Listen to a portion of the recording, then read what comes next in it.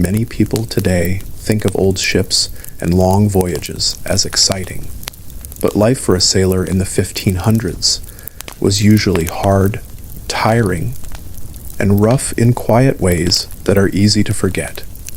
In the early 1500s, ships traveled farther than before.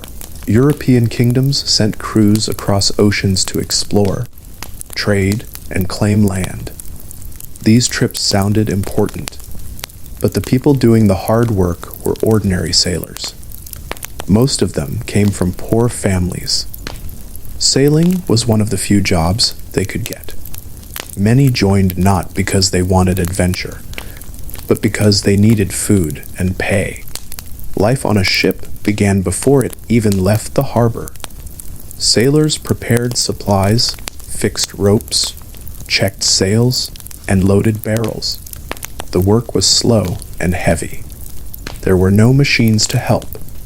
Sailors used their hands for every task. They carried wood, water, food, and tools. They worked for hours in the sun or cold wind. Officers gave orders, and the crew followed without question. Most sailors slept in crowded spaces below deck. The air was damp. The light was dim. The floor was uneven. They slept on simple beds or even on the floor. The ship moved all night, making it hard to rest. People snored, coughed, and shifted around. It was not a peaceful place. Food was also a daily problem. Sailors ate salted meat, dry biscuits, peas, and whatever the ship could store for months. Fresh food did not last long. Water went bad quickly. Sometimes, the crew mixed it with alcohol to make it safer. Many sailors got sick because the food had little nutrition. And still, the voyage had not even begun. When the ship finally left the harbor, the sailors knew they would not see land for a long time.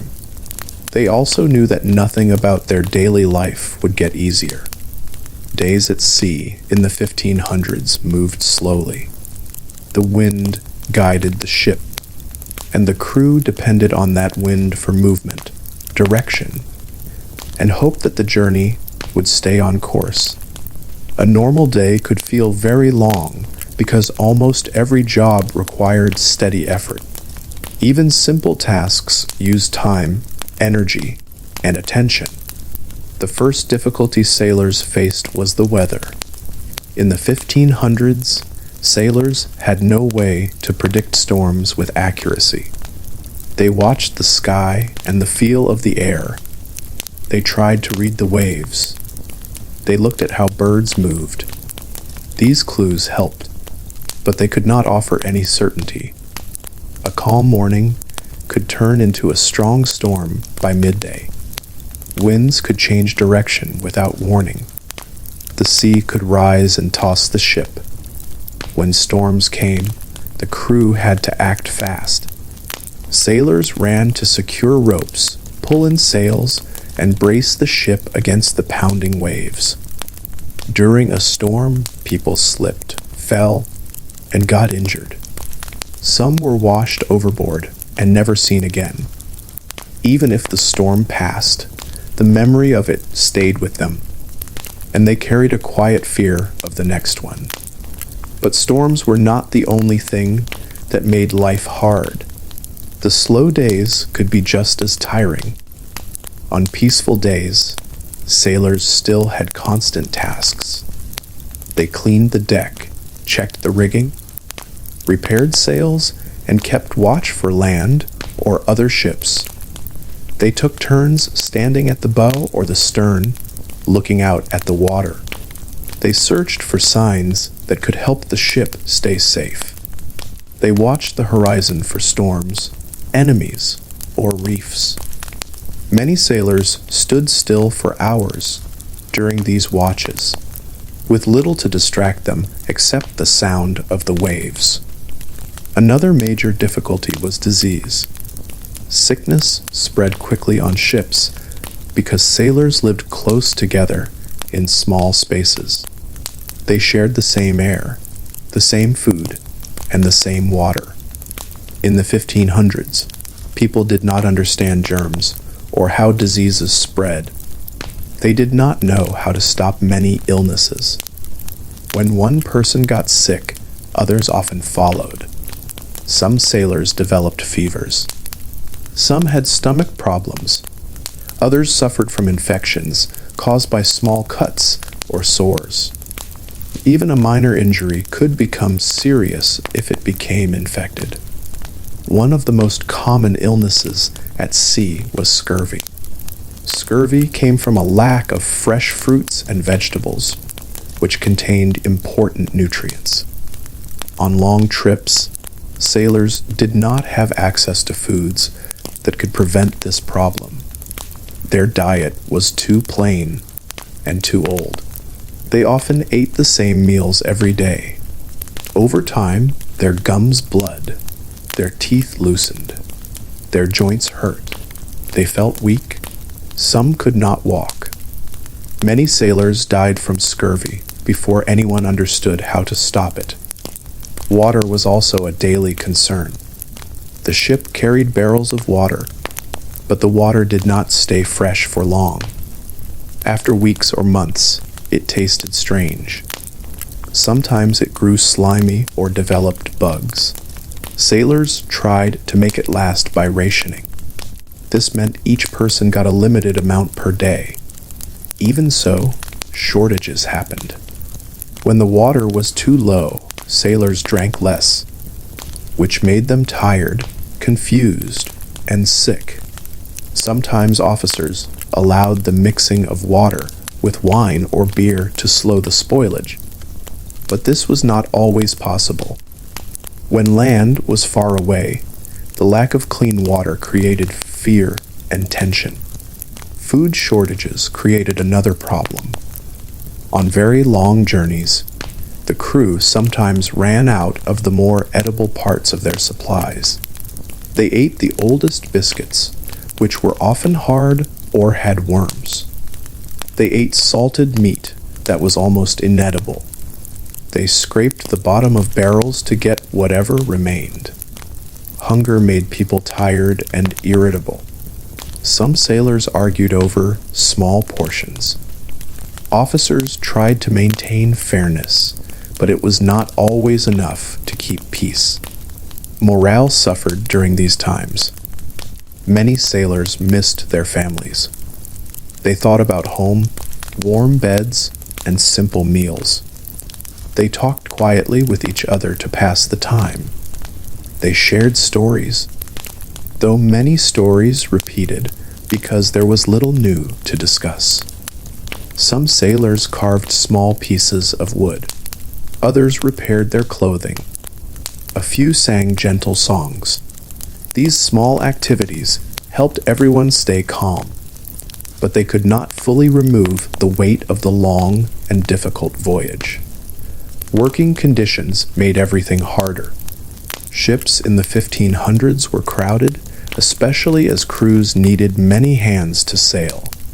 Each person had duties, and everyone had to work together. Any mistake, like tying a knot incorrectly or failing to secure a rope, could put the whole ship at risk. Officers took discipline seriously. Punishments were strict. If a sailor disobeyed orders, he could be whipped, bound, or assigned extra duties. Even simple mistakes could bring harsh consequences. Many sailors feared their officers almost as much as they feared storms. Social life on the ship was simple, but tense at times. Officers and regular sailors lived separate lives. Officers slept in small cabins, had slightly better food, and held authority. Sailors slept in shared areas with little privacy. Their conversations were open to everyone. They had to accept these conditions because there was no alternative. Some officers were fair and treated the crew with respect. Others were strict or unreasonable. A difficult officer made daily life heavier for the crew. Navigation in the 1500s was also very challenging. Sailors relied on stars, sun, wind, and experience. They used simple tools like the astrolabe, cross, staff, and compass. But these tools were not always easy to use on a moving deck. Clouds could block the sky. Waves could move the ship. Even a small mistake could send the ship off its intended route. Sometimes crews sailed for days without knowing exactly where they were. This created stress because they had no clear idea how long it would take before they reached land or supplies. They worried about running too far from safe places. When ships approached new regions, sailors often faced new risks. Some areas had dangerous reefs or shallow waters. Maps from this time were not always accurate. Some coastlines were still unexplored by Europeans. This meant many sailors did not know what they would find. They could hit rocks, damage the hull, or even sink. Repairs were difficult and time-consuming, especially far from home. Encounters with other ships could be dangerous as well. Pirates roamed many parts of the sea. Some pirates attacked ships for goods, supplies, or wealth. Other times rival nations clashed. When ships met in open water, they watched each other with caution. If an enemy appeared, they prepared for combat. Fights at sea were terrifying for sailors. Cannons fired. Splinters flew. Sails burned. People fell from the mast or were injured by falling ropes.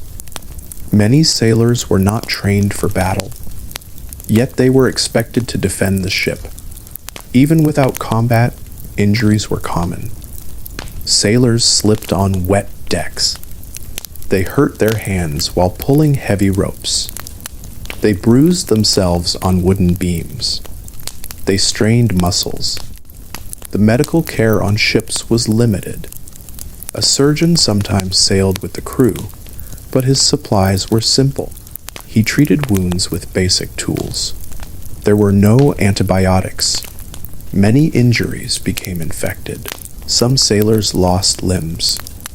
Others died from problems that today would be easy to treat. Another difficulty was the smell. A ship in the 1500s did not have proper sanitation. Waste collected in certain places. Animals were kept on board to provide fresh meat at the beginning of the journey. These animals added to the noise and smell. Food rotted. Barrels leaked. Wet wood grew mold. Sailors rarely bathed. Their clothes stayed damp and dirty. The combined smell made many people feel sick. Some sailors got used to it, but others struggled throughout the voyage. Rodents were also common. Rats fed on the food supply, chewed through sacks, and spread disease. They were almost impossible to remove. Some sailors hunted them, but they always returned. Rats crawled near sleeping areas. They climbed onto tables. Their presence reminded sailors of the conditions they lived in. Despite these difficulties, sailors had duties they had to perform daily.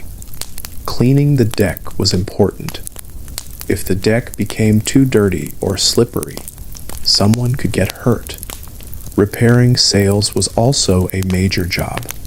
Sails tore easily from strong wind or rough weather. A ship could not move well without proper sails. So sailors often climbed the rigging, even during storms, to mend tiers and adjust lines. This work was dangerous. One wrong step or a sudden movement could send a sailor falling into the sea.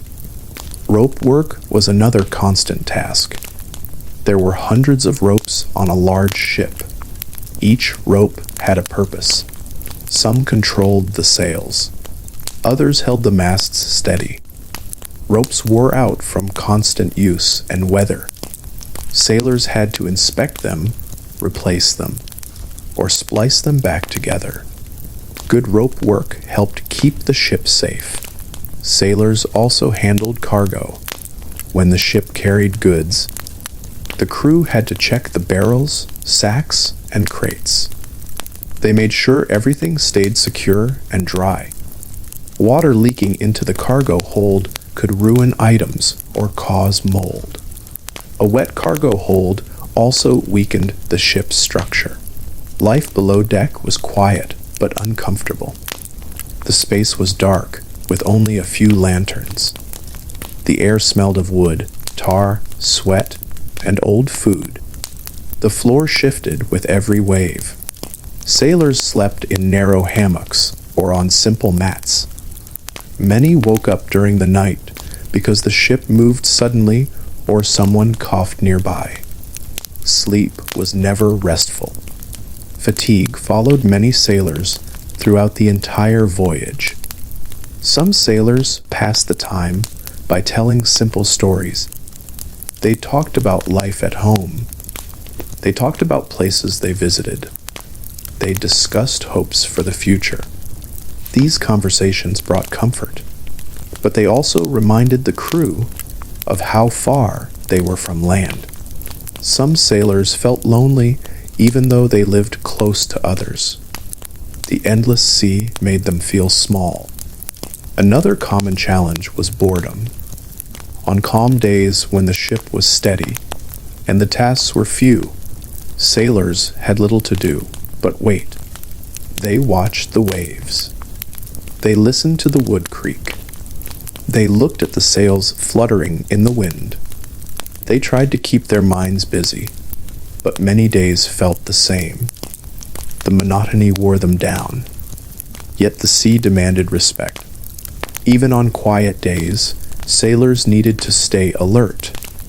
A sudden change in wind could push the ship toward danger. A shift in the current could take it off course. A floating log or piece of debris could damage the hull if unnoticed. So sailors kept watch constantly. Many ships also had strict routines. Bells rang to mark the beginning and end of shifts. Each sailor knew when to work, when to eat, and when to rest. The routine helped organize life, but it also left little room for personal freedom. The days blended together. Weeks turned into months. Some sailors lost track of time. When the ship finally approached land, the crew felt excitement and relief. But that relief had limits. They still had work to do. They lowered anchors, checked the depth of the water, and prepared to unload cargo or explore the coast. Some voyages included landings on islands where sailors collected fresh water and food. This was one of the few times they could stretch their legs on solid ground. But landings could also be dangerous. Some places had rough terrain. Others had wildlife or unfamiliar plants that could cause harm. Sailors moved carefully. Meeting local people could be peaceful or tense. In some cases, sailors traded for food and supplies. In other cases, misunderstandings or aggression created conflicts. Some sailors were injured or captured. Others failed to return to the ship. Voyages in the 1500s involved many unknowns, and sailors often paid the highest price for these risks. Once the ship left land again, the cycle repeated long days, rough conditions, sickness, hunger, and constant work.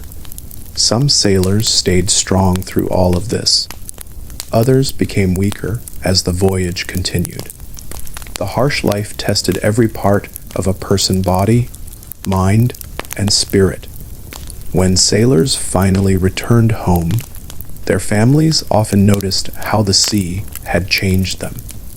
Some returned thinner. Others carried scars. Some developed a constant cough. Some walked with a limp. Many returned tired, feeling older, than when they left, but they carried stories of places and people that few others had ever seen. Even so, most sailors did not become wealthy or famous. Their pay was small. Some returned in debt. Others looked for the next voyage because they had no other work available. Many sailors from the 1500s lived simple lives after the sea. They settled into quiet routines, often doing small jobs on land, fishing, repairing nets, or working in the harbor. They did not see themselves as heroes. They saw themselves as workers who endured hard conditions because they needed to survive. Even with all these difficulties, new sailors continued to join every year. Some were young boys who served as cabin hands. Others were adults with families to support. Many hoped the next voyage would bring better pay, but the reality almost always stayed the same: cramped spaces, heavy work, sickness, storms, fear, and long periods of waiting. It is one of the reasons why historians say that being a sailor in the 1500s was one of the hardest jobs of that time. Looking back, we can see how much courage, patience, and endurance these sailors needed. They did not have advanced tools. They did not have accurate maps. They did not have proper medicine. They did not have comfortable beds or good meals. They relied on simple skills, teamwork, and hope. Their daily life teaches us how difficult survival could be in a world without modern conveniences. When we think about their voyages today, we often focus on the discoveries made by explorers. But behind every famous explorer were dozens or even hundreds of ordinary sailors who did the hardest work. These sailors pulled the ropes, climbed the masts, scrubbed the decks, and risked their lives. They were the backbone of every journey. Understanding their struggles helps us appreciate how far travel has advanced. Today, a long journey might involve comfortable seats, steady meals, and easy navigation.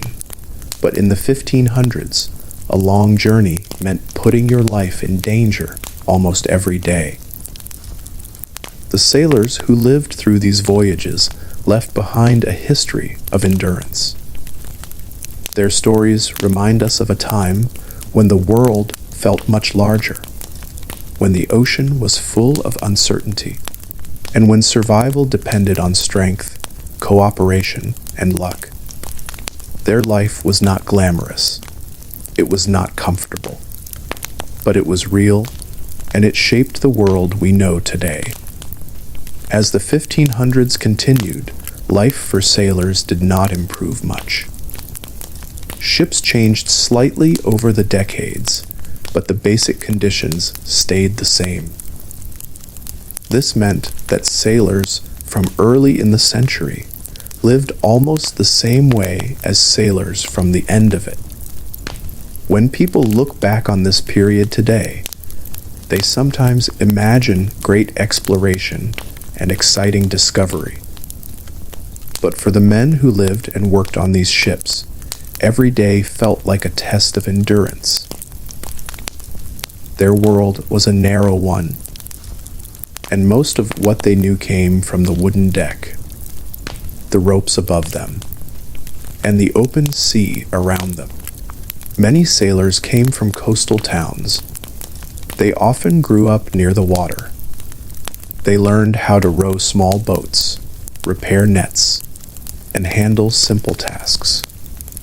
But the leap from a small fishing boat to a large ship of the 1500s was significant. Fishing boats stayed near the shore, and they returned home the same day. But ocean-going ships crossed vast distances. They left the sight of land for months. They carried crews too large to know everyone well. and they followed strict routines that did not match the gentler pace of fishing villages. For new sailors, the first weeks at sea were often the hardest. They had to adapt to the constant motion of the ship. Many became seasick. This sickness could last days or weeks. Some men could hardly stand. They felt weak and dizzy. Their stomachs turned with every sway of the deck. Others never fully adjusted. They lived with a mild but steady discomfort the entire voyage. Officers rarely cared about seasickness. Sailors were expected to work even if they felt ill. Anyone who failed to work risked punishment or the anger of the other crew members who had to take on extra tasks. Routines gave structure to each day. The crew worked in shifts, also called watches. These watches rotated so that every sailor spent some hours working during the day and some hours working during the night. A ship needed constant attention. Someone had to steer the ship. Someone had to check the sails. Someone had to watch the horizon. Even while others slept, the ship moved forward, and the crew had to stay alert. The sound of bells marked the end of one watch and the beginning of another. These bells became as familiar as the waves. Night watches were often the quietest, but also the most tiring. Sailors walked slowly across the deck, feeling the cool air on their skin. They listened for changes in the wind. They stared into the darkness, trying to see what lay ahead. With only lanterns to guide them, everything felt uncertain. The sea could appear calm on the surface, but hide strong currents below. A sudden gust of wind could shift the sails. A dark shape far ahead could be land, a rock, or another ship. The darkness made decision-making harder. Mistakes during the night could lead to serious trouble. Below deck, the night hours felt different. The air was warmer. The sounds were muffled. Sailors slept in hammocks that swung gently with the ship.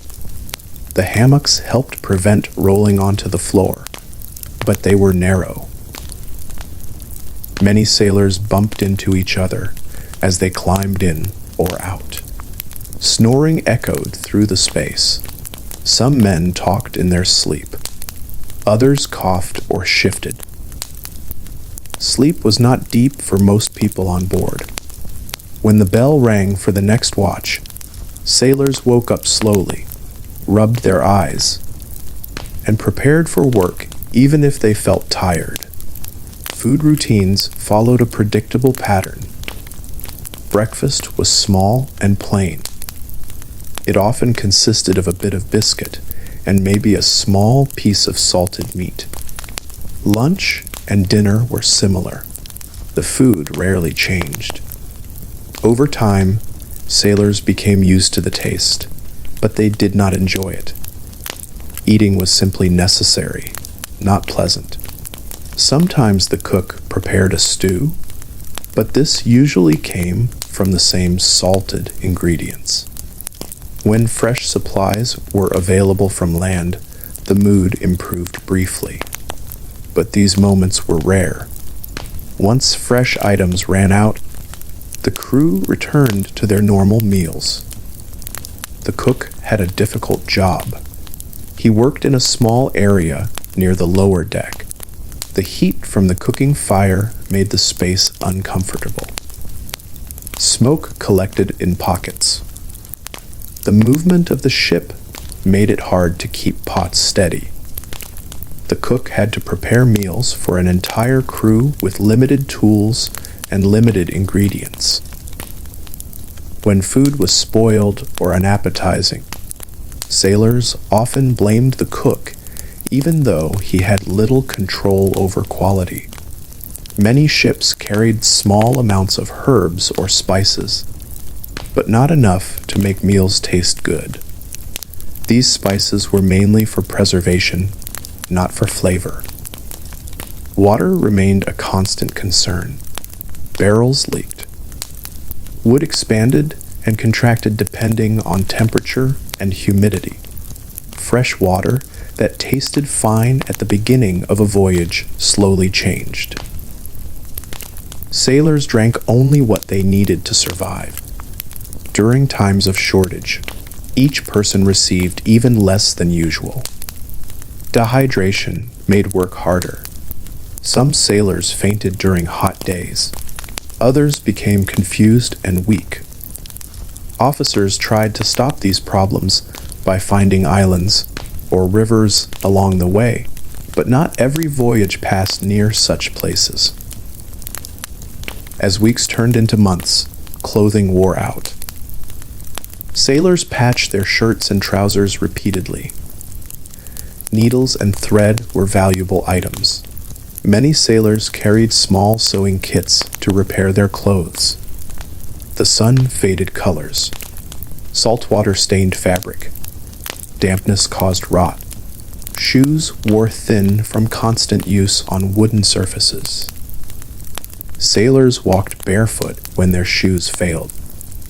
Bare feet gave better grip on wet decks, but they also led to cuts and splinters. The ship itself aged during each voyage. The hull collected barnacles. The masts creaked. Sails frayed. Every part of the ship needed constant care. Sailors scraped the hull when possible, though this could only happen near calm waters or land.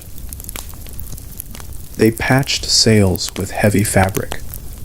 They climbed high into the rigging to replace ropes. The highest parts of the ship swayed the most, making this work nerve-wracking. Some sailors never got used to the height. Others became comfortable moving among the ropes like they were extensions of the ship itself. Communication on board was simple. Orders were given in short, clear commands. Men had to follow them quickly. During storms or emergencies, officers shouted loudly to be heard over the wind. Sailors learned to respond instantly. A slow reaction could put everyone in danger. For this reason, discipline was strict. Many officers believed that firm control kept the ship safe.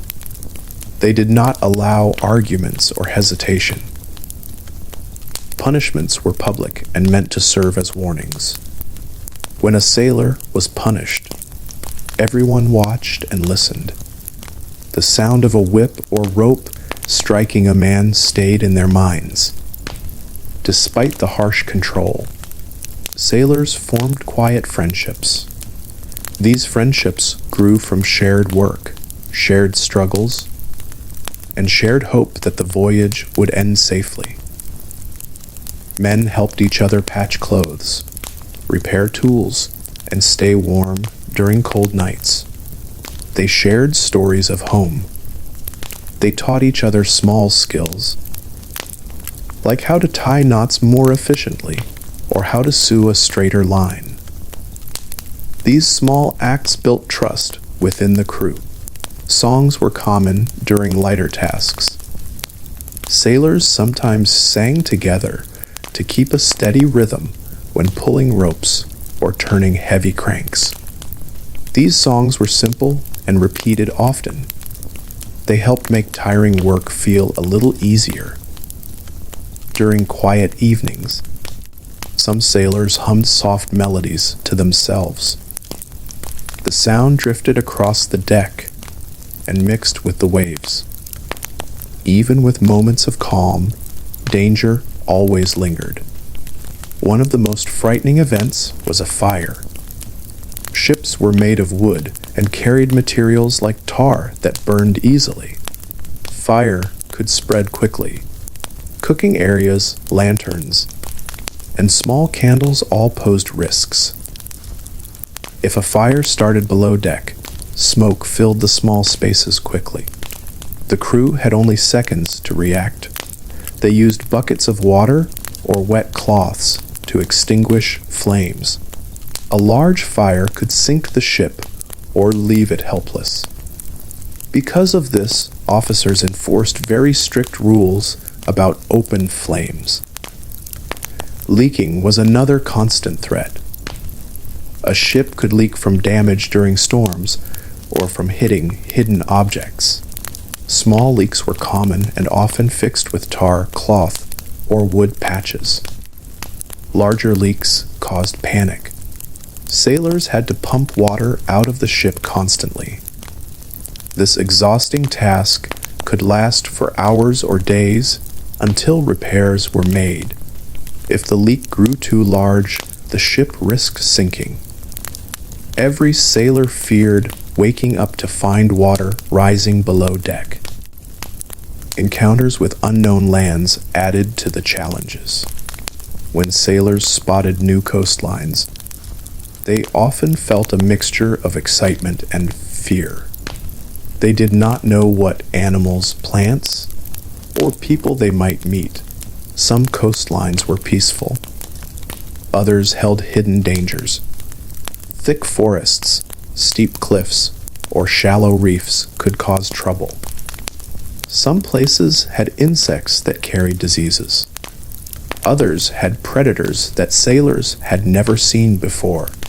Approaching land always required caution. Some voyages involved direct contact with local communities.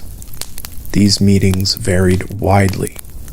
Sometimes sailors traded items like metal tools or cloth for food or water. Other times communication was difficult. Misunderstandings happened easily, especially when neither side spoke the same language. Some sailors behaved respectfully. Others acted poorly, causing conflict. These conflicts could escalate quickly. Injuries or deaths on either side affected the entire voyage. When sailors returned to the ship after visiting land, they often brought back fresh supplies. These supplies improved morale. Fresh fruit, vegetables, and meat helped restore energy and health. But fresh supplies never lasted long. Within a few days, the ship returned to its usual routine and plain food. Animals on board offered some comfort. Some ships carried chickens or goats early in the voyage. These animals provided fresh eggs or milk for a short period. Sailors sometimes kept cats to hunt rats. Cats became part of the crew in a small way. They slept among the ropes or near storage areas. Some sailors cared for them and appreciated their presence. The cats helped keep food supplies safer, though they could never remove all the rats. Religion played an important role for many sailors. They prayed during storms. They prayed when someone became sick. They prayed when the ship approached new lands. Many sailors believed that a higher power watched over them. They carried small religious items or symbols. Officers sometimes led short prayers. These moments gave comfort and helped the crew feel united during difficult times.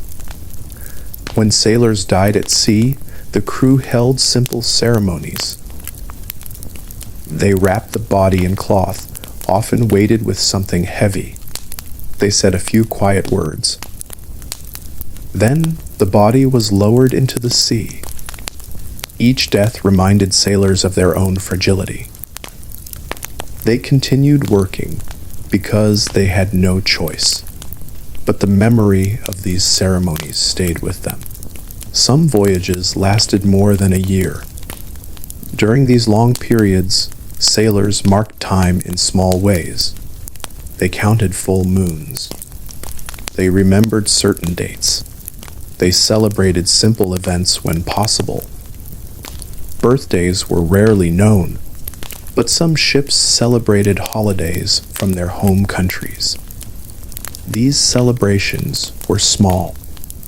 They might include a slightly better meal or a bit of extra rest. Even tiny moments of joy felt important. Many sailors dreamed of reaching land again.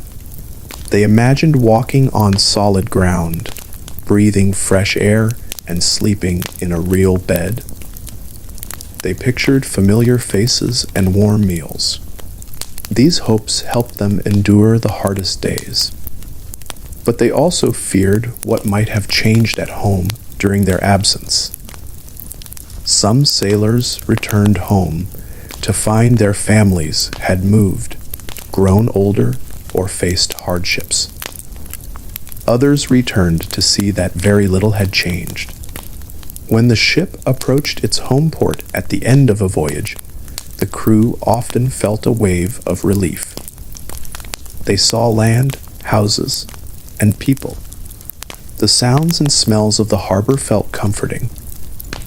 They prepared to unload cargo and secure the ship. Their work was not finished, but it felt lighter. The journey had been long, and many were grateful simply to have survived. But survival did not guarantee a better future. Many sailors earned low wages. They spent months at sea for pay that barely covered their needs. Some had to pay for their own food, clothing, or tools. Some received pay only if the voyage was profitable. If the ship returned with damaged goods or failed to trade successfully, sailors earned little or nothing. Debt followed many crews. Yet for many of these men, the sea remained one of the few available paths to income. Despite how hard the job was, some sailors chose to return to sea again and again. The ocean, with all its dangers, felt familiar to them. Life on land could also be difficult, especially for those without skills or property. Sailing offered at least a predictable routine and the possibility, though small, of earning a bit more during a good voyage. Looking back at the 1500s, historians can see how sailors helped shape world events. They connected distant regions. They carried goods, ideas, and information across oceans. They made long voyages possible for the explorers whose names fill history books. But the sailors themselves often remained unnamed. Their contributions were quiet but essential. They faced the hardest conditions and the longest hours. Without their labor, the great explorations of the 1500s could not have happened. Even though their daily experiences were harsh, their endurance created a lasting impact. Their work opened routes between continents. Their voyages helped map coastlines. Their efforts supported trade that changed economies and societies. Yet, when studying their lives, it becomes clear that these achievements came from intense personal sacrifice. Understanding this history helps us see the human side of early exploration. Behind the maps and the discoveries were real people who suffered from hunger, sickness, exhaustion, and fear. These sailors did not choose adventure for excitement. They chose it for survival. Their lives were shaped by hard work, strict routines, and constant danger. And still, through all of these difficulties, they continued to sail. As the 1500s moved forward, ships grew in number, and voyages increased. But the life of the ordinary sailor stayed very much the same. The reasons people sailed did not always match the reasons sailors agreed to go. Kings and merchants wanted new trade routes, more goods and more influence. Explorers wanted recognition, but the sailors who worked the ropes and raised the anchors simply wanted to earn a living. Their work was basic, tiring, and full of constant challenges. Even though many voyages became more organized as years passed, living conditions on board changed only in small ways. One of the biggest challenges sailors faced was the simple fact that they were always surrounded by the sea. The sea was both a workplace and a threat. It gave them a route to travel, but it also created fear because of its unpredictability. Even when the weather seemed stable, the crew knew that things could change quickly. A calm morning with gentle waves could become a harsh afternoon with strong winds and crashing water. Many sailors learned to read the signs of changing weather, such as the color of the sky or the shape of the clouds. Still, they could never see everything coming. During gentle weather, the ship moved softly and the days felt slow. Sailors used these moments to repair gear, wash their clothes, or check their belongings. Clothing was simple and usually made of rough material. Shirts and trousers became worn and stiff from salt.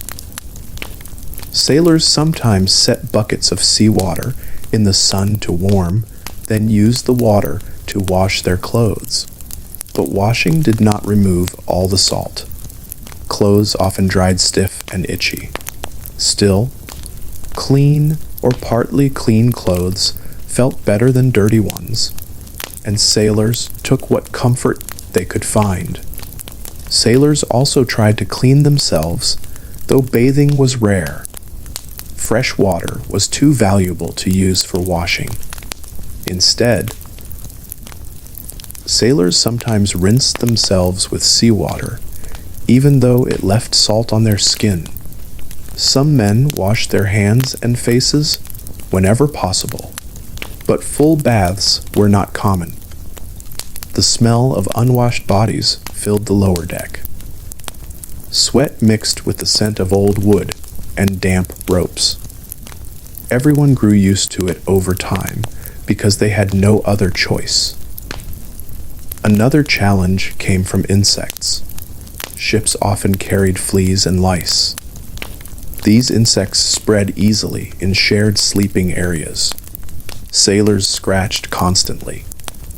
Some tried to kill the insects by boiling their clothes, but boiling required heat and water, which were limited. Others brushed their clothing to remove as many insects as possible. These efforts helped, but they did not solve the problem completely. Sleeping at night often meant dealing with itching, which made rest even harder. Despite all these difficulties, sailors still needed focus and strength for their daily duties. One task that took great effort was handling the sails. Sails were large pieces of cloth that captured the wind. In the 1500s, sails were heavy, and adjusting them required teamwork. When the officer in charge gave the order, sailors worked together to raise or lower the sails.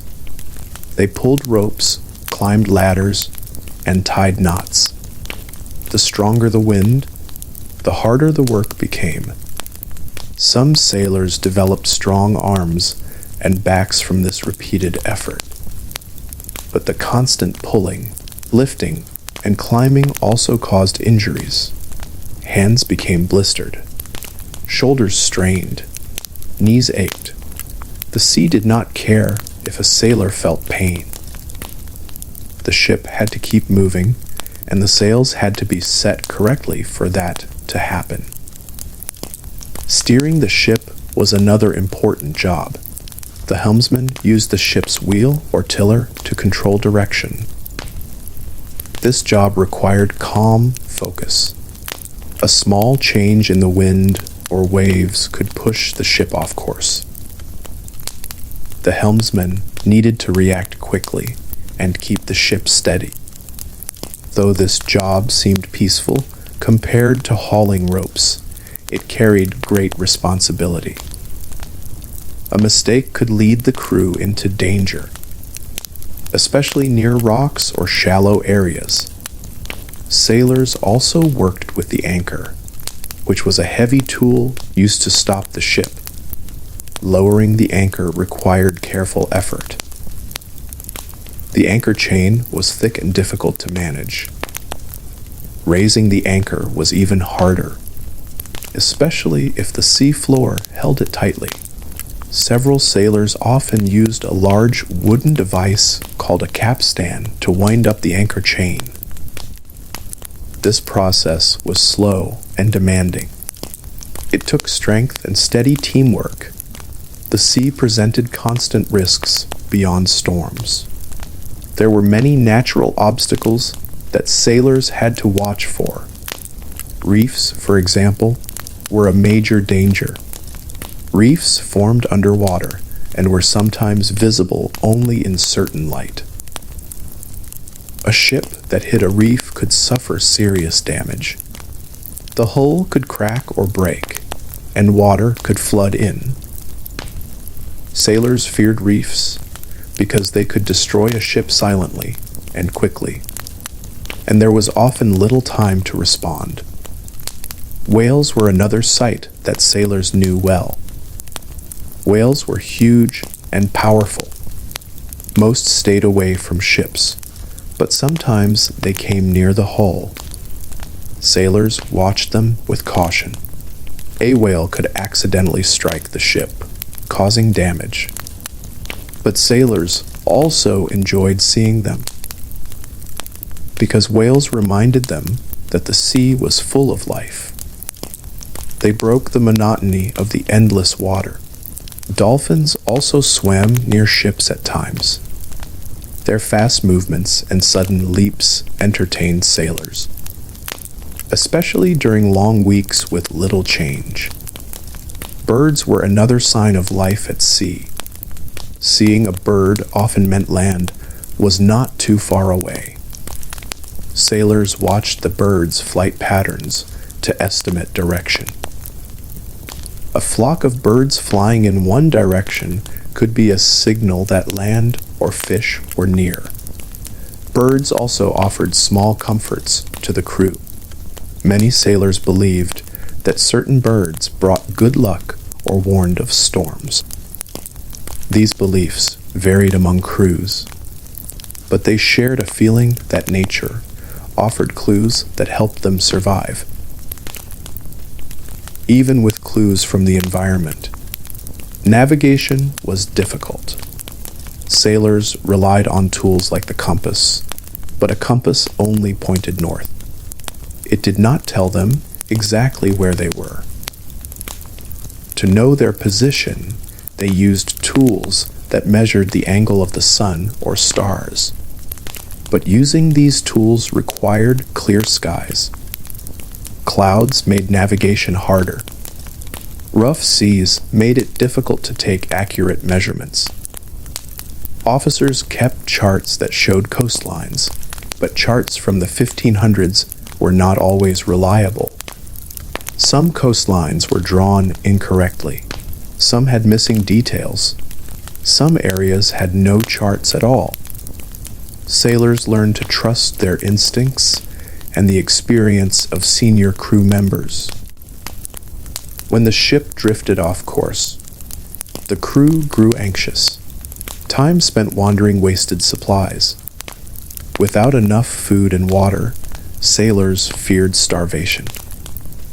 This fear became stronger when the voyage took longer than expected. Many sailors remembered stories of earlier ships that never returned. These stories stayed in their minds on quiet nights when the wind stopped and the ship drifted slowly.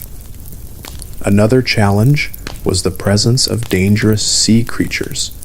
though these dangers were less common than storms or leaks.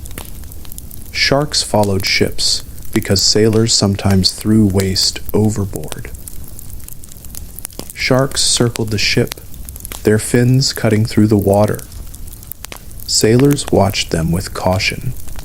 They knew that falling overboard could mean death. Sharks were not the only animals sailors feared, but they were among the most recognized. Some sailors believed that sharks sensed when someone aboard was close to death. These beliefs were not based on scientific evidence, but they reflected the sailors' deep fears. Overboard accidents were among the most tragic events. The sea was vast, and the ship moved quickly. If a sailor fell into the water, the crew had little time to react. There were no life jackets. There were no engines to reverse direction quickly. Some ships threw ropes into the water, but reaching the ropes required strength and luck. Many sailors who fell overboard were lost. Their absence was noticed quickly. Their belongings were collected. Their hammock was rolled up. The loss stayed with the crew. Sailors also faced difficult relationships with officers. Officers came from different backgrounds. Some were fair and understood that sailors worked under hard conditions. These officers gave clear instructions, treated injuries with concern, and kept punishments reasonable. Other officers were strict and demanded obedience at all times. They enforced discipline through harsh measures. Sailors avoided angering these officers, which created tension. The entire ship felt the mood of its leadership. A calm officer made the crew feel safe. A harsh officer made the ship feel tense, even on peaceful days. Punishments on ships could be severe. Whipping was common.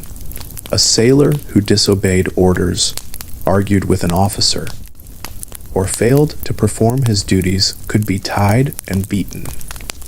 This punishment was painful and humiliating. All sailors were forced to watch. The idea was to teach everyone a lesson. Other punishments included extra duties, reduced rations, or confinement. Sailors feared these penalties, but most accepted them as part of the harsh rules of life at sea. Medical care on the ship was basic. The ship's surgeon, if the crew had one, carried limited tools. He had simple blades, cloth bandages, and a few herbal mixtures. Without modern knowledge, he treated wounds as best he could. One of his common tasks was amputating limbs damaged by infection. This was done without proper pain relief. Sailors held onto wooden sticks and tried to stay still. The surgeon worked fast to save their lives, but many did not survive these operations. Others recovered slowly with scars and lifelong pain. Diseases spread quickly in the tight quarters. When someone developed a fever, the crew worried. They did not know how to stop illness from spreading. They tried to isolate sick sailors when possible, but space was limited. The surgeon offered simple treatments like herbal drinks or rest, but these were not always enough. Some diseases passed through the crew rapidly. Fever spread, skin rashes appeared, joints swelled. The crew watched each other carefully, hoping the illness would fade. One disease sailors feared deeply was dysentery. This illness caused severe stomach pain, dehydration, and weakness. It spread through contaminated food or water. Ships with poor sanitation were more at risk. Dysentery made work almost impossible. Yet sailors still had to complete their duties. The ship could not stop. If many sailors fell ill, the entire voyage was at risk. Officers worried constantly about these outbreaks. Another common illness was skin infection. Cuts and scrapes became infected easily because the ship was dirty. Without proper cleaning methods, infections grew. Redness, swelling, and pain spread through the skin. Some infections became large and required cutting open to drain. These treatments terrified sailors, but they had few choices. Despite all these struggles, some sailors found ways to maintain their spirit. They played simple games with small objects like carved wood pieces or dice. They shared small jokes. They created little routines that made days feel less heavy. Some sailors formed small groups that worked well together. They relied on each other and trusted each other. These groups felt like families in a place where the real family was far away. Sailors also took pride in their work. When the ship moved smoothly through the water, they felt satisfaction. When they fixed torn sails or repaired damaged parts of the ship, they knew they had helped keep everyone safe. These moments of accomplishment mattered. They helped sailors remember their value. As the voyage continued, sailors counted the days until land appeared. Land meant rest, fresh supplies, and a chance to walk without the constant motion of the ship. When land came into view, excitement spread. Sailors shouted to each other. They pointed at the coastline. They imagined what the land might hold. Officers prepared the crew for arrival. Anchors were readied. Ropes were checked. The ship slowed as it approached safety. Stepping onto land after months at sea felt strange. The ground felt firm but unfamiliar. Sailors walked slowly at first. Their legs were used to swaying. They breathed deeply, enjoying the scent of plants and earth. They looked at trees, birds, and landscapes with renewed appreciation. But time on land was limited. The ship had tasks to complete. Supplies had to be loaded. Repairs needed to be made. Officers wanted to move quickly to stay on schedule. Sailors helped with these tasks, even though their bodies longed for rest. Some had brief chances to explore nearby areas. They looked at markets, talked with local people, or enjoyed fresh fruit. But these moments were short. Soon the ship prepared to leave again. Leaving land was harder each time. Sailors knew that another long period at sea awaited them. They hoped the supplies would last longer this time. They hoped the weather would be kinder. They hoped sickness would not spread. Hope became a quiet companion for sailors, following them through every watch, every meal, and every night. During the return journey, sailors thought often about home. They imagined their families, their houses, and their familiar streets. They pictured fishing boats in the harbor.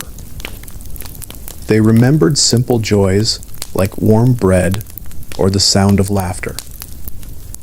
These thoughts helped them through the final weeks. When the ship finally reached home, the crew celebrated. They greeted people waiting on the docks. They stepped onto solid ground with relief. But they also faced new tasks: unloading cargo, cleaning the ship, and collecting their pay. The pay was often less than they hoped. Some sailors left disappointed. but they still felt grateful to have survived. Once home, life did not always get easier. Some sailors had debts. Some needed to find work quickly. Others had families who depended on their income. Many sailors went back to the sea because they had few choices. The cycle repeated. Each voyage brought the same hardships, the same dangers, and the same slow, tiring days. But through all of this, sailors of the 1500s played a major role in shaping the world. They carried goods between continents. They helped map coastlines. They supported explorers.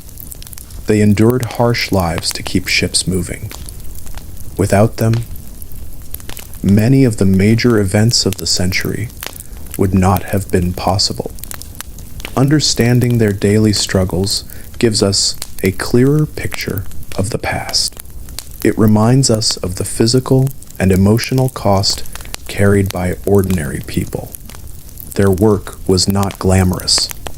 It was not easy, but it was essential. This is why history remembers the achievements of the 1500s, yet the full weight of those achievements rested on the backs of sailors who lived through all the hardship, all the fear, and all the slow, demanding days at sea. As voyages continued through the later 1500s, ships grew slightly larger, and sailing techniques improved little by little. Yet life for the sailors themselves remained much the same. Their daily routines, their worries, their hopes, and their hardships changed only in small ways. The world around them expanded as new lands were charted, but the personal experience of living and working at sea stayed familiar, sometimes painfully so. The ships that crossed the oceans carried not only sailors and supplies, but also stories. When different crews met in ports, they shared tales from their journeys. These tales traveled from ship to ship, growing with each retelling. Some stories described strange lands with tall mountains and unfamiliar plants. Others told of storms so fierce that the sky seemed to split open. Some spoke of unexpected kindness from distant people. Others warned of dangers. These stories helped sailors prepare mentally for the uncertain months ahead and gave them something to think about. During the long stretches of folding sails, scrubbing the deck, or waiting for the wind to change, one topic sailors spoke about often was time. Time on a ship could feel very different from time on land. At sea, days blended into each other. The sun rose, the sun set, and the sea stayed the same. Watches divided each day into small segments, and sailors measured their lives through these repetitive cycles. A sailor might say, 2 more watches before dawn, or half a watch until the next meal.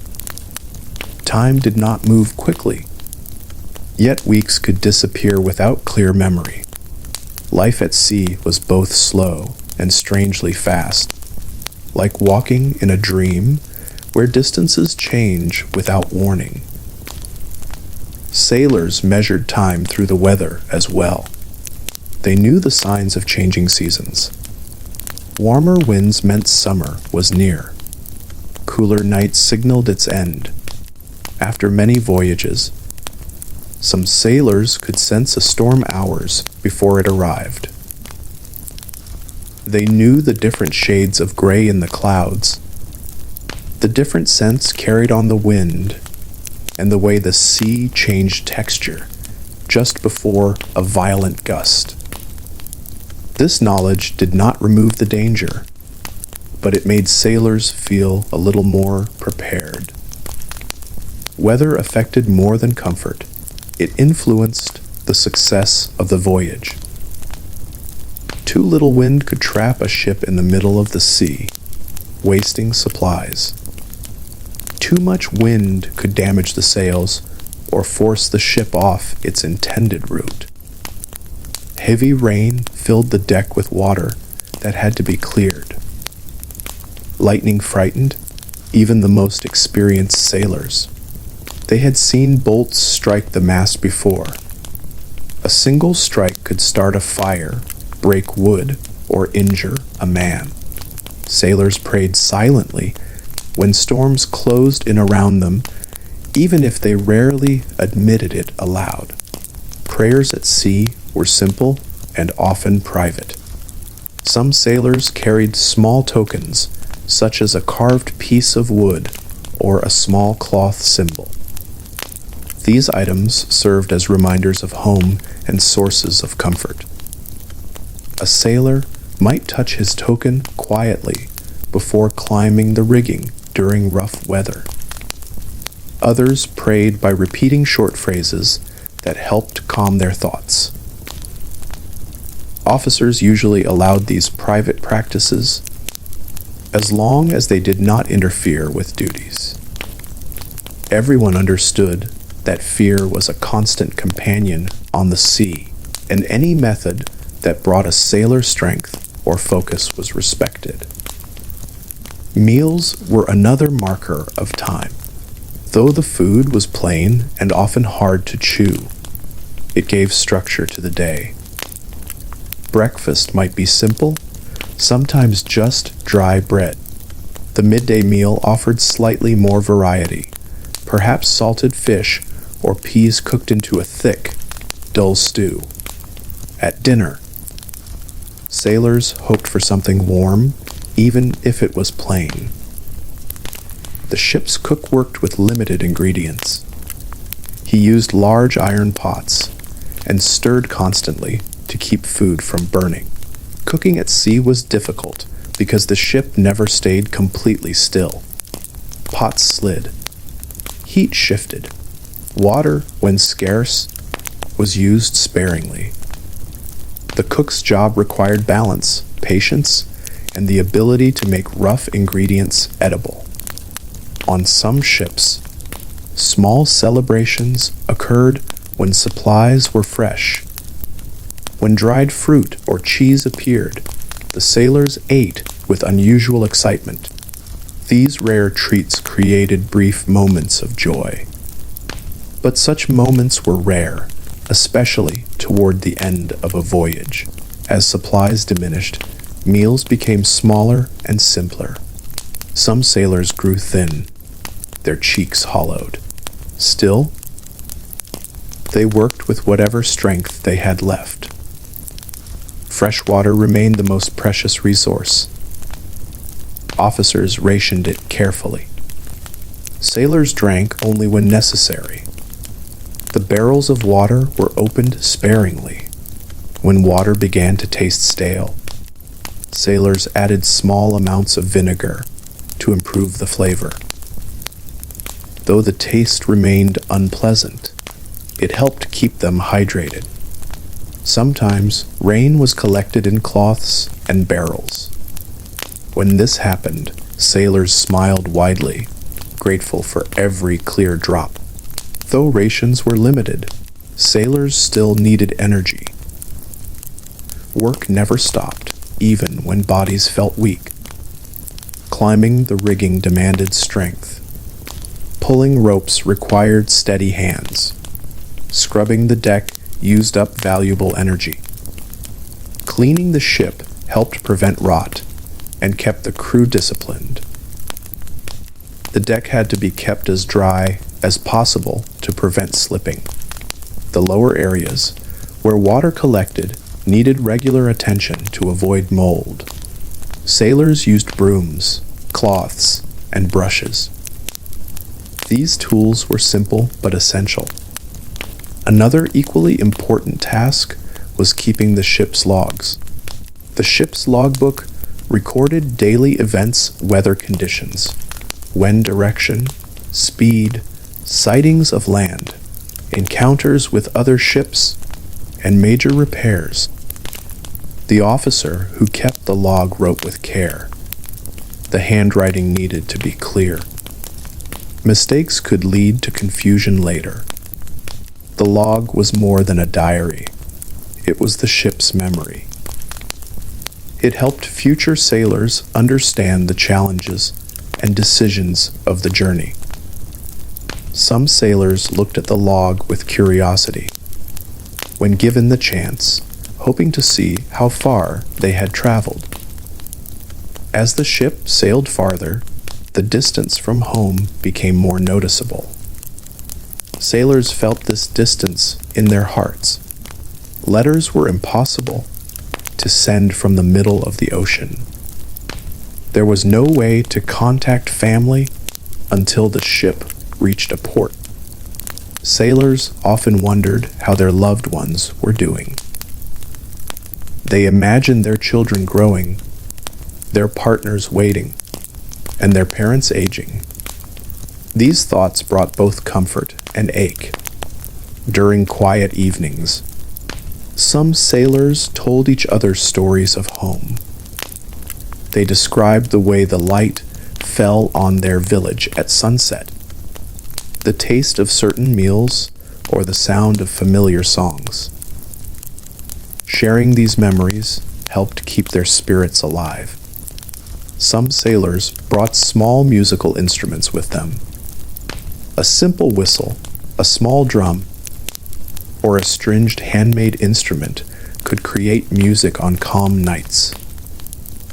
After their duties were finished, sailors sometimes gathered at the bow or on the main deck to listen. Music traveled softly over the water. It reminded them of festivals, childhood days, or evenings spent in taverns. Even if the tune was simple and the notes were imperfect, the music felt warm. It cut through the cold and the fear. Singing was another form of comfort.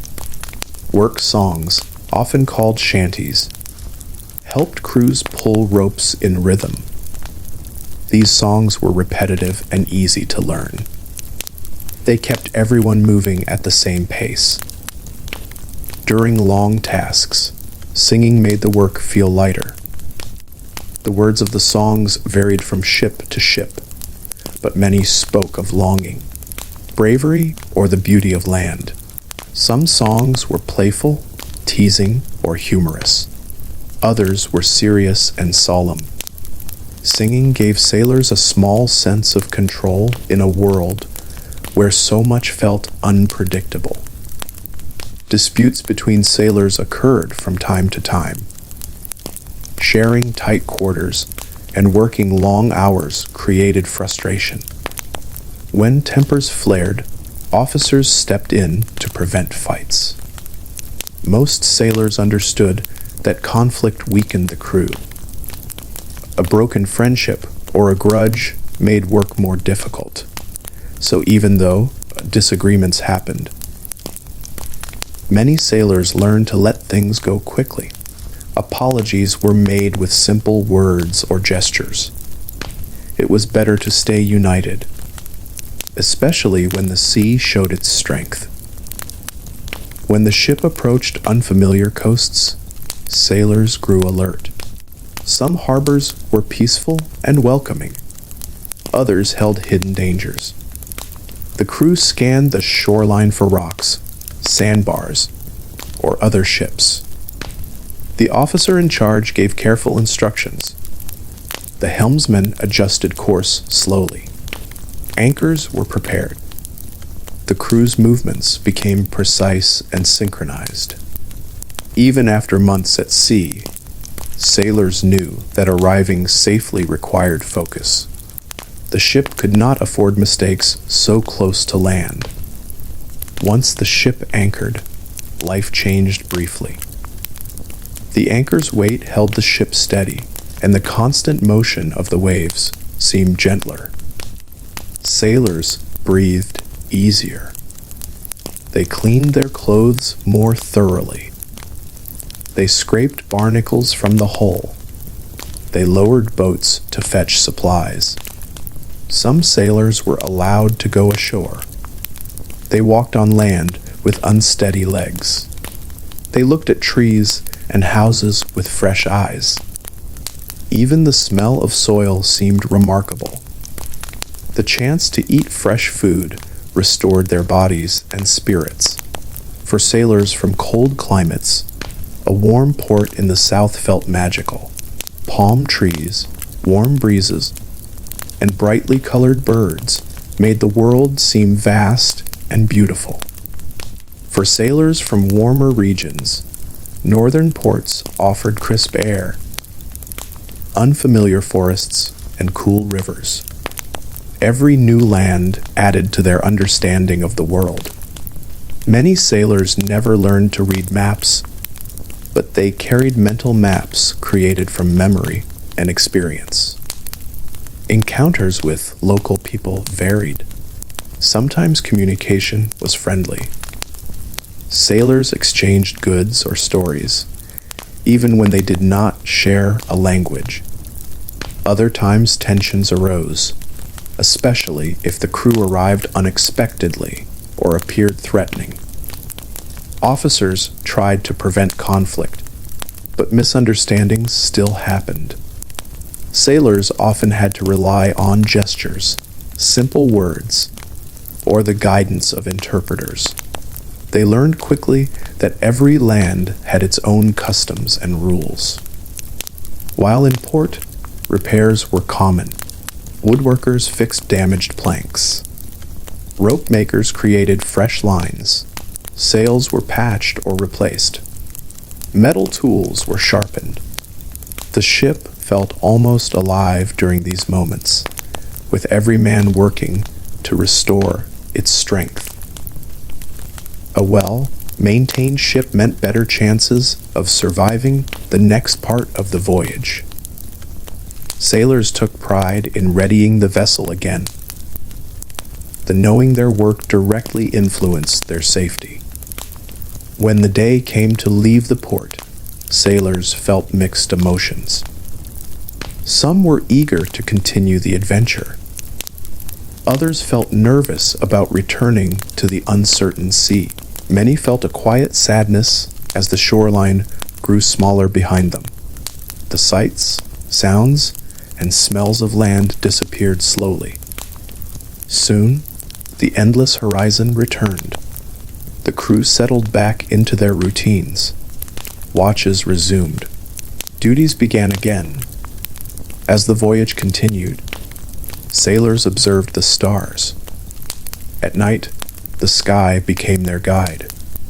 The officers taught younger sailors how to recognize constellations. The sailors learned to look for familiar patterns, like the bright cluster that pointed toward the horizon or the steady star that remained almost perfectly fixed in the sky. These stars connected sailors to home, for the same stars shone over their families. This thought comforted them on long nights. Days blended again into one another. Storms rose and passed. Supplies decreased. Songs were sung. Jokes were shared. Duties continued. Injuries healed or worsened. The ship rolled, creaked, and groaned. And through all of this, sailors kept moving. They adjusted sails, cleaned the deck, and checked ropes. Their hands became cracked and tough. Their backs grew sore. Their eyes searched constantly for signs of land. During the final stretch of a long voyage, a new kind of tension filled the ship. Relief and impatience grew as the crew sensed they were nearing home. Officers double-checked charts. The helmsman stayed focused. Sailors scanned the horizon for familiar shapes. When land finally appeared, shouts and smiles spread among the crew. Even those who rarely expressed emotion allowed themselves to cheer softly. Approaching the home port brought a special kind of joy. The smell of land reached the sailors first. Then they saw buildings, boats, or cliffs they recognized. Some sailors wiped their eyes quietly. Others leaned over the railing to get a better view. The ship slowed. Anchors dropped. Ropes were thrown. The long journey was over. Returning home did not erase the hardships they had faced, but it gave their struggles meaning. Some sailors reunited with family immediately. Children ran to them. Partners embraced them. Parents held them close. Others had fewer people waiting, but they still enjoyed the comfort of familiar streets. They visited taverns, shared stories, and enjoyed warm meals. They felt solid ground beneath their feet. Still, life on land was not always easy. Money earned from the voyage might not last long. Work was uncertain. Many sailors soon found themselves looking toward the harbor, considering another journey. The sea called them back, not because it was kind, but because it was familiar. They understood its dangers. They knew its rhythms. And despite the hardships, they felt a deep connection to the life of a sailor. So the cycle continued.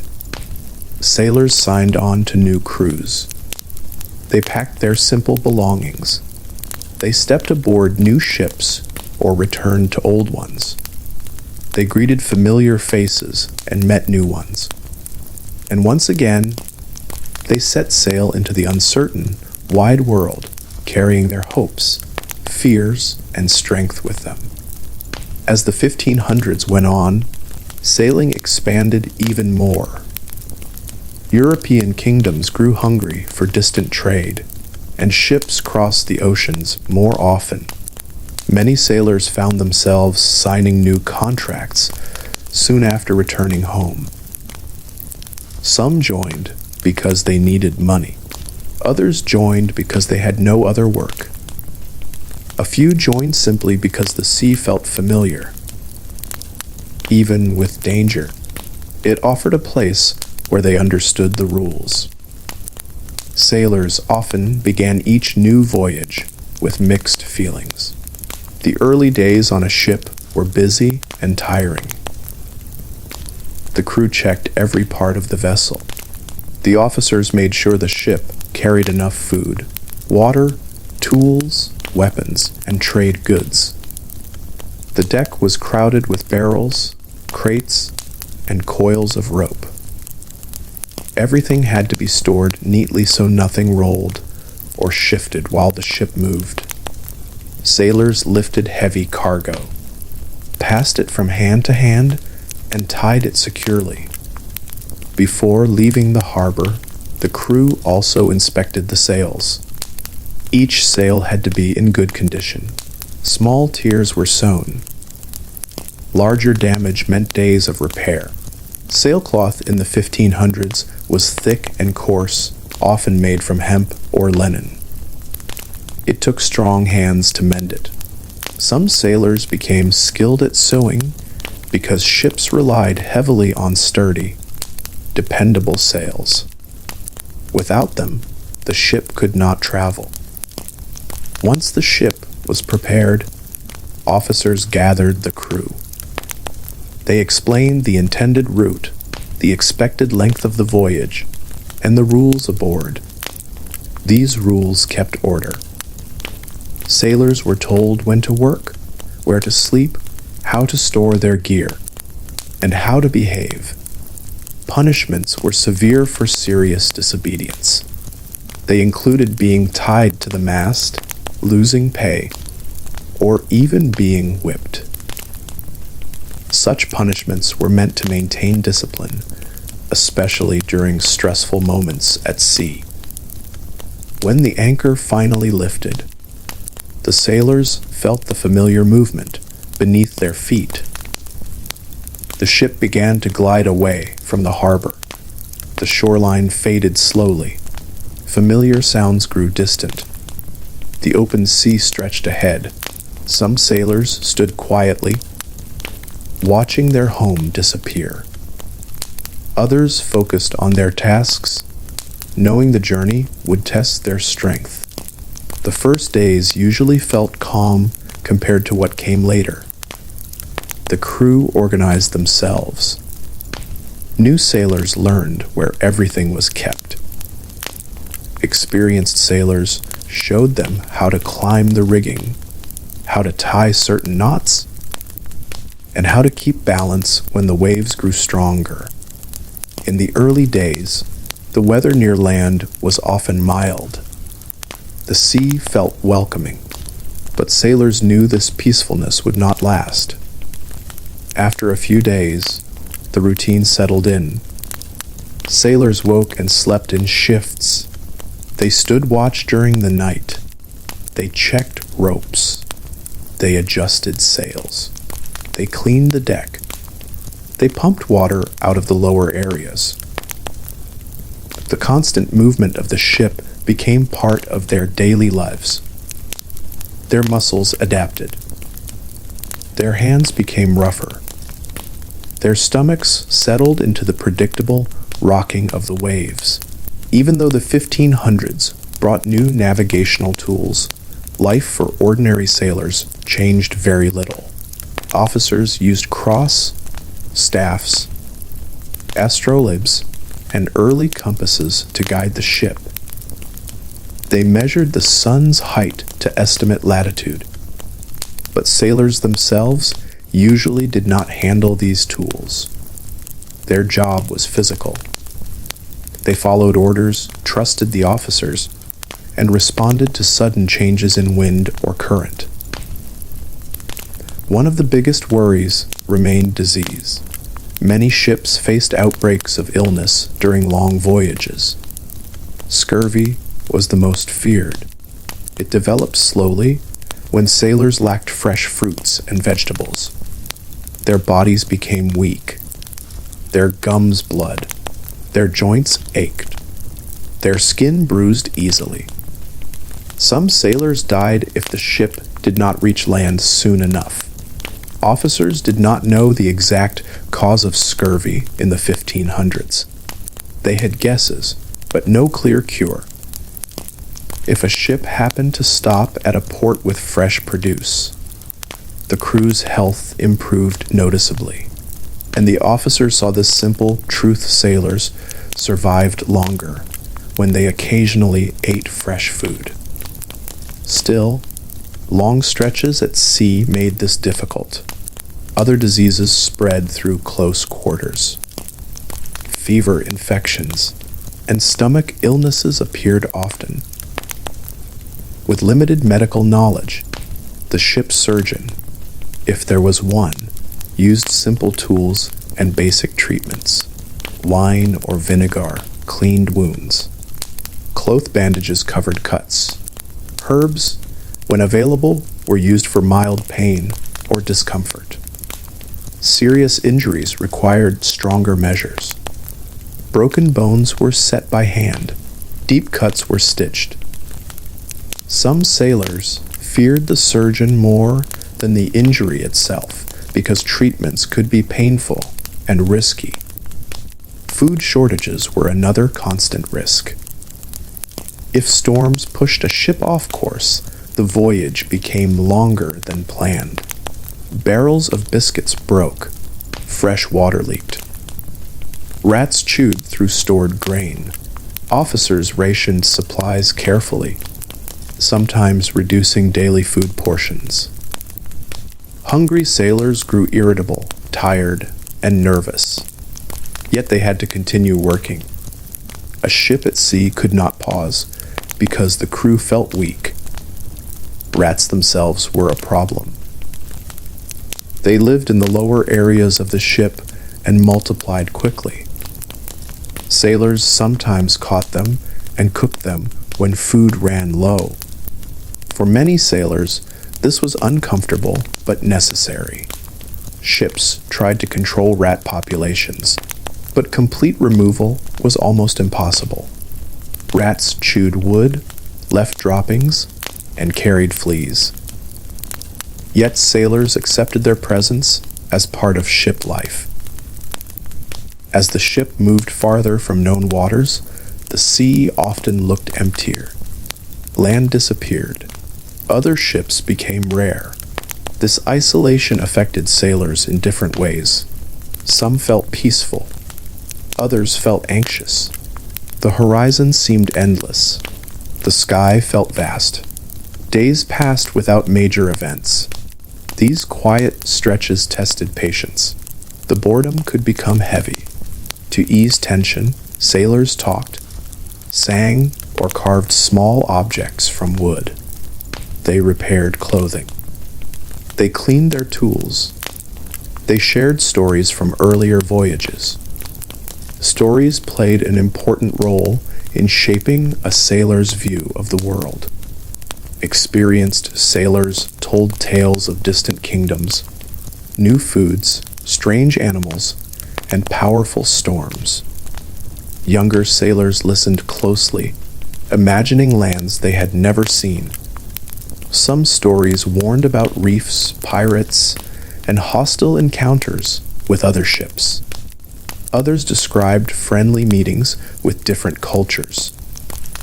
Though some details grew exaggerated over time, many stories were based on real events witnessed by sailors during the age of exploration. One common story, told on many ships, involved the rounding of dangerous capes. Cape Bojador on the African coast was feared by sailors for many years. Strong currents and unpredictable winds made it hard to pass in earlier centuries. But by the 1500s, more ships managed to round it successfully. Still, its history cast a long shadow, and sailors treated the region with respect. Even minor changes in the wind could create major problems there.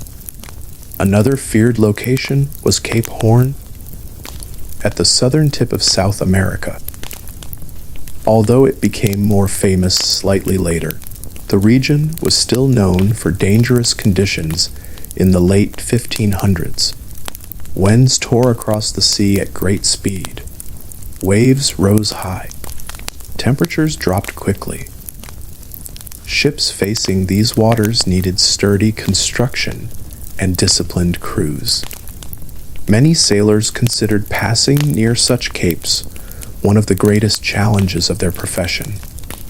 Sailors also worried about pirates.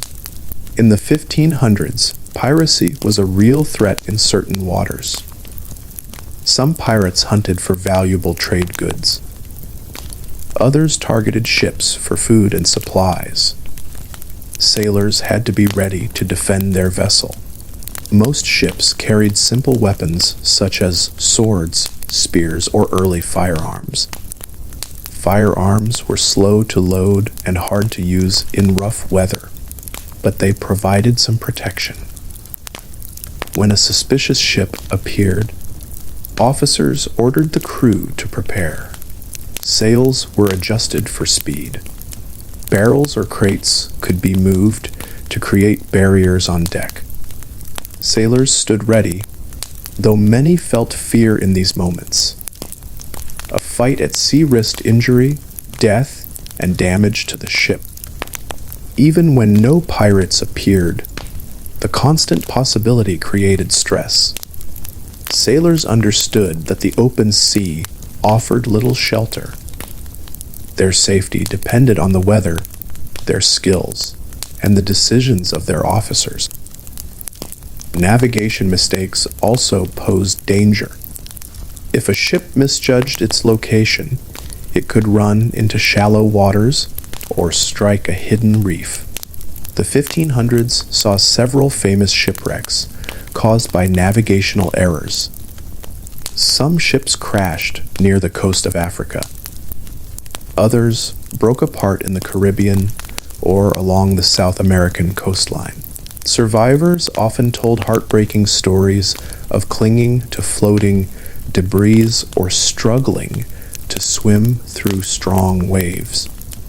Hearing these stories made sailors more respectful of the officers who charted the course. They understood how easily a single mistake could destroy the ship. One of the most difficult experiences sailors faced was the doldrums, areas with little or no wind. Ships could become trapped for days or weeks. The sea looked smooth, almost lifeless. Sails hung limp. The heat grew intense. Water supplies ran low. Tempers rose. The crew could do little but wait for the wind to return. Some sailors watched clouds constantly, hoping to see signs of movement. Others tried to keep busy by polishing tools or checking ropes, but most felt restless. The stillness of the sea made time feel heavy. Nights were hot. Sleep was difficult. Food spoiled more quickly. Doldrums tested the patience and resilience of everyone aboard. When wind returned, the crew moved quickly. They adjusted sails, tightened ropes, and tried to regain lost time. The relief was strong. Even the simplest breeze felt like a gift. The sight of waves forming again brought smiles across tired faces. Sailors also depended heavily on sound. The creaking of wood told them how the ship was holding up. The snapping of sails told them how strong the wind was. The splashing water against the hull signaled the ship's speed.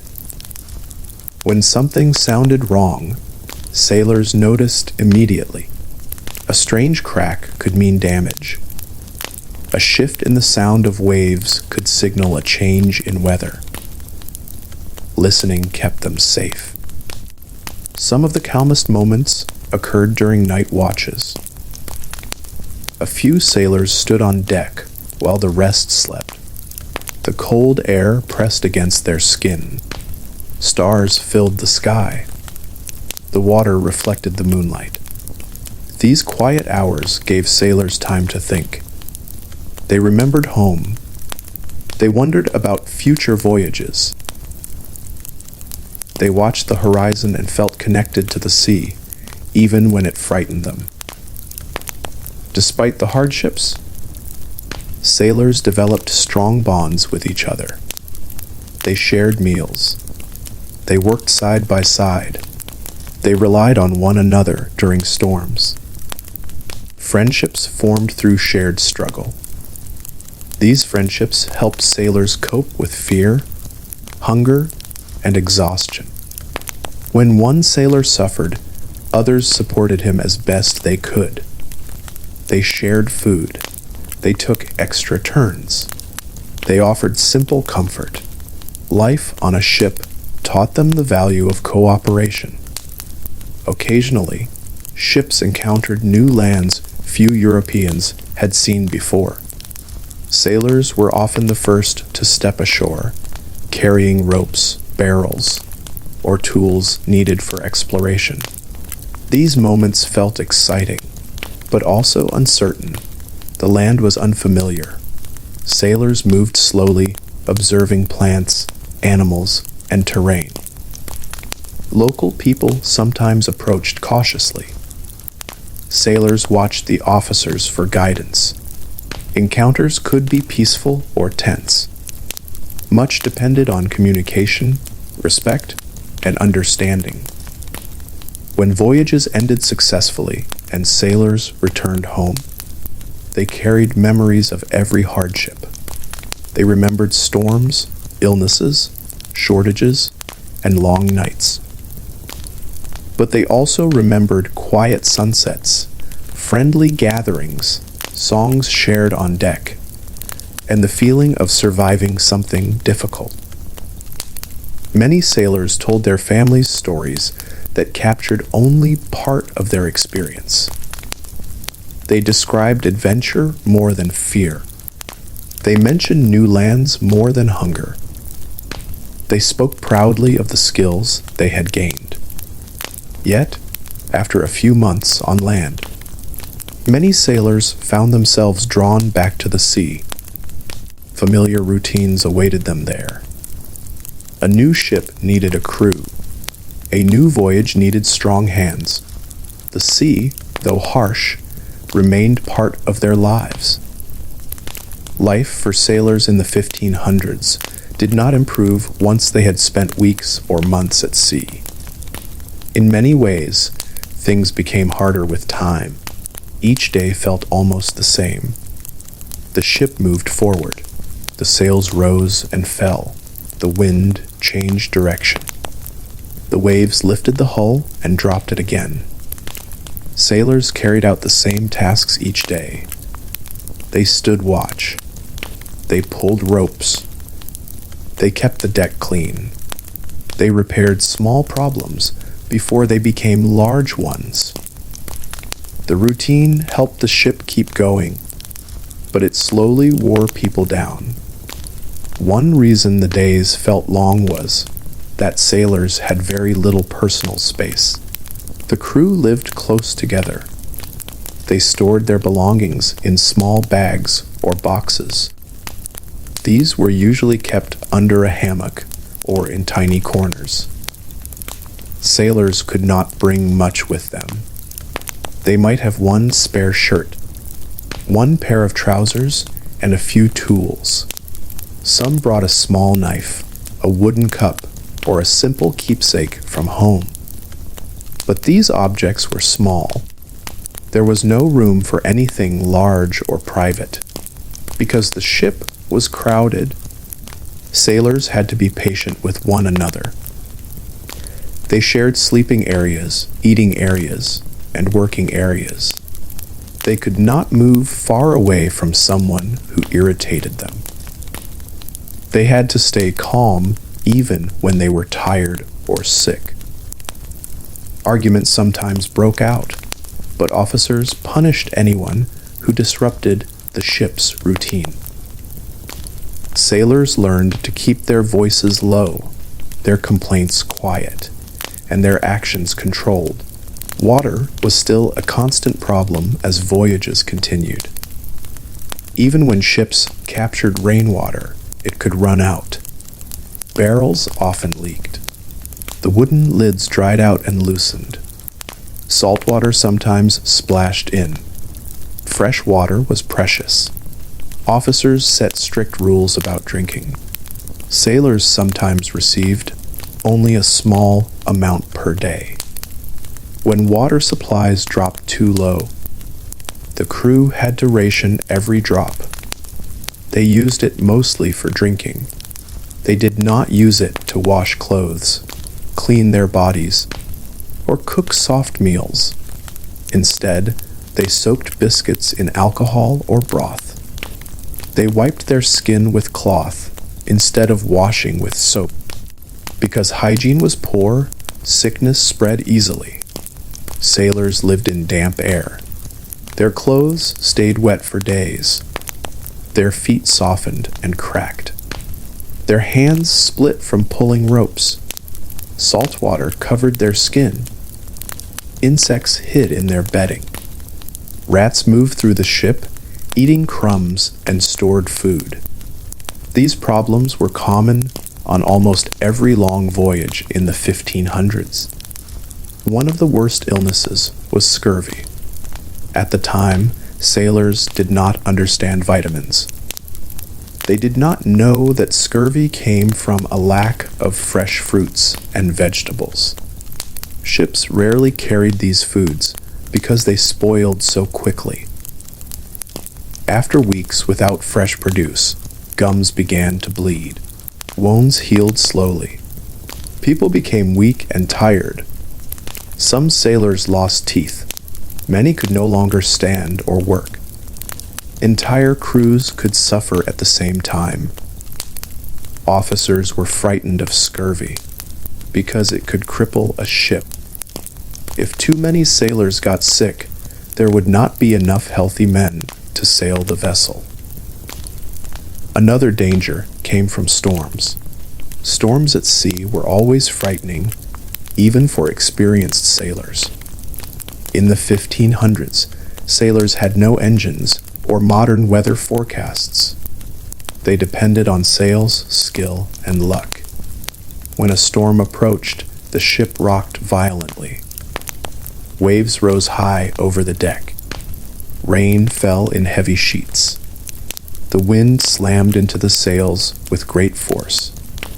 Sailors climbed the rigging to tie down sails. This was extremely risky. One wrong step could cause them to fall into the sea. During storms, the ship tilted sharply. Loose items slid across the deck. Barrels could break free and roll into people. Ropes whipped around. The sound of the storm was loud and constant.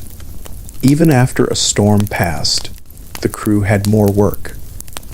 They had to check the masts, ropes, and sails for damage. They looked for cracks in the hull. They pumped out water that had leaked or flooded inside. They cleaned debris and tried to dry their bedding again. Storms added extra stress to lives that were already difficult. Navigation also created daily tension. Sailors depended on the ship's pilot, captain, and officers to guide them. But tools for navigation were simple.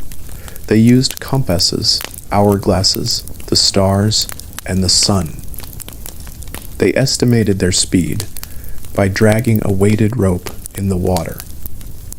They counted knots in the rope to guess how fast the ship was moving.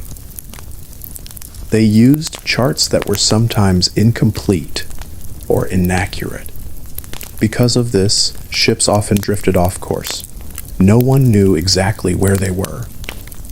Days, weeks, or even months could pass without sight of land.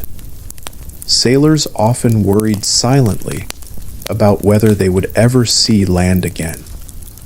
When land finally appeared, it brought mixed feelings.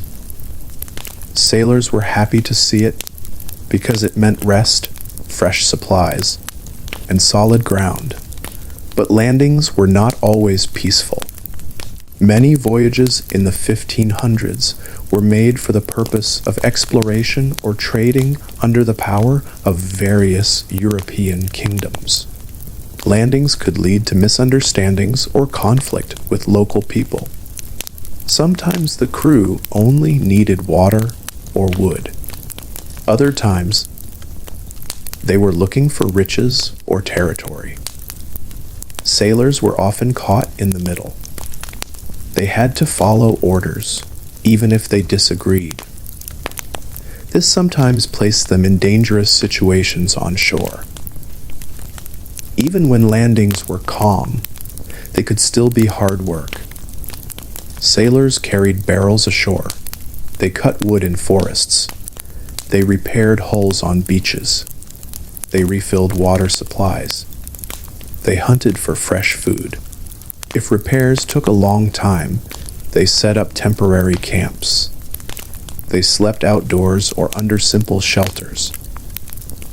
They worked long hours in the heat or rain. Officers wanted the ship ready as soon as possible, so sailors rarely rested for long. Food supplies on land were better, but they were not always what sailors hoped for. They might catch fish, gather fruits, or buy goods from local people, but these supplies still had to last the return voyage.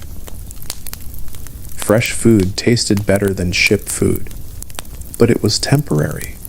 Once the ship left land again, the crew returned to the dull, dry meals they knew too well. Discipline on ships was strict. Officers enforced rules through punishments. Some punishments were mild, like extra duties or loss of pay. Others were painful or humiliating. Flogging was common. Sailors could be beaten with ropes or sticks. Punishments were done in front of the crew to discourage bad behavior. This added fear to daily life. Sailors tried to follow rules, avoid conflict, and keep officers satisfied. Work was divided into watches. Watches split the crew into groups that worked at different times. Some sailors worked during the day. Others worked at night. A watch could last several hours. Even when sailors finished a watch, they could not fully rest. There were always small tasks to do. Clothing needed mending. Water barrels needed checking. Tools needed cleaning. Ropes needed twisting. And there were regular duties like sweeping the deck and caring for livestock. Some ships carried animals for food, such as chickens or goats. These animals needed feeding and cleaning, and sailors handled these chores as well. Daily life moved slowly. Time felt different at sea. Without towns, clocks, or regular events, sailors measured time by watches, meals, and changes in the sky. Some sailors counted days by notching wood. Others tried to remember the passing weeks. Many lost track of how long they had been at sea. Each sunrise and sunset felt the same. The ocean always looked similar. The ship rocked in a steady rhythm. Sailors sometimes created small routines to stay calm. Some carved wood. Some told simple stories.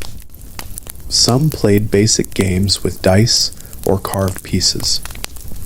Some sang quiet songs when they were off duty. These moments helped them relax. But they were short. Work always came first. At any time, the boatswain or an officer could call them to the deck. They had to be ready for sudden tasks or changes in weather. Another challenge was the constant smell. Ships carried animals, food, tar, sweat, and damp wood. All these smells mixed together. The lower decks smelled the worst because they had little fresh air. Sailors became used to it, but it added to the discomfort. Rain and waves sometimes helped wash parts of the ship, but the smell never left completely. Even with all these challenges, sailors kept going. Their pay was low, but it was money they needed. Some hoped to bring money home to their families. Some hoped to rise to a better role on the ship. A few managed to become officers, pilots, or masters after many years of experience. But most stayed ordinary sailors for their entire lives. The dangers were always present. Ships in the 1500s faced risks from storms, disease, and accidents. But there were other dangers too. Some regions had strong ocean currents that pushed ships off course. Some areas had hidden reefs that could tear open a hull. Maps were not always accurate. Explorers were still learning about coastlines, islands, and hazardous waters. Crew members understood that the ocean could change quickly. Sailors also feared shipwrecks. A shipwreck often meant death. If a ship hit rocks or sank far from land, there was little chance of rescue. Sailors tried to stay calm during such threats, but fear was natural. They trusted the officers to make the best decisions. They also trusted the strength of the ship's wooden beams and the skills of the carpenters on board. Meeting other ships could be either friendly or dangerous. Sometimes two ships traded goods or news, but sometimes ships carried pirates or privateers. Attacks on the open sea were common.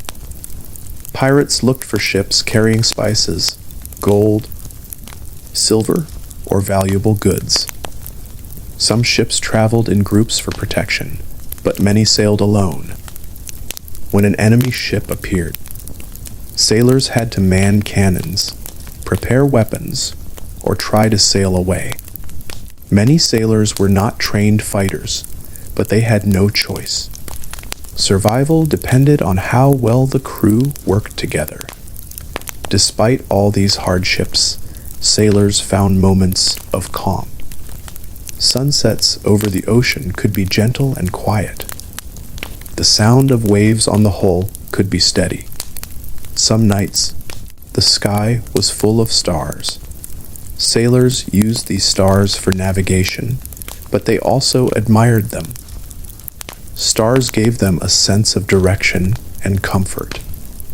Even though life at sea was hard, these peaceful moments helped them continue. Many sailors learned to accept the sea as part of their lives.